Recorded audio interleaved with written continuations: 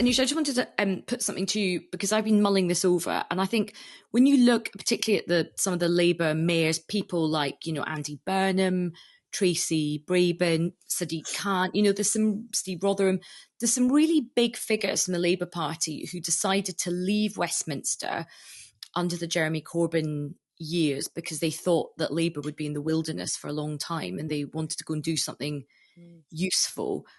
How do you think they're feeling now with, Labour being on the brink of government? How do you think they feel about their decision? Do you think obviously they'll be pleased about Labour government. Do you think there's part of them thinking, I wish I'd sort of stuck in Westminster? What do you think? Well, I actually asked Andy Burnham and Steve Rotherham this because I interviewed them recently, and they were telling me about sort of the decision that they came to. I think they were in the pub together and they came to this decision. Okay, we're going to leave Westminster. We're going to run for these elections together.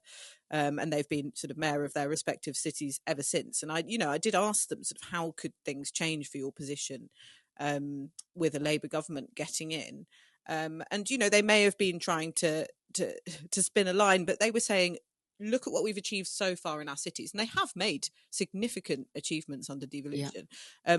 Imagine what we could do with a Labour government that has more goodwill towards us. That's been one of City Hall's biggest problems, is that Sadiq Khan has always been fighting against a Conservative government that doesn't want necessarily the best for London, and so actually I think in a way it might be something that boosts their standing, even though they're outside of Westminster, if they have a Labour government that is willing even more to cooperate with them and free up more devolutionary powers, but also more money for their cities.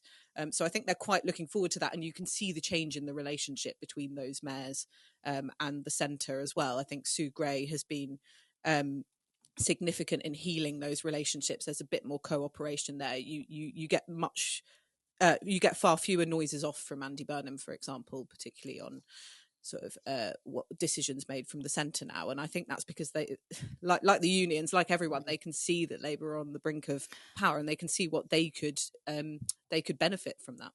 And you can see it. There's the amount of kind of hostile briefing from the leader's office about Andy Burnham has really calmed down as well, because things were quite tense for a while. But yeah, I think that relationship, I think it's going to be really interesting to see how, if there is a Labour government, devolution does get the chance to sort of have a proper chance and a blossoming of devolution, because relationships are very important in all of this stuff.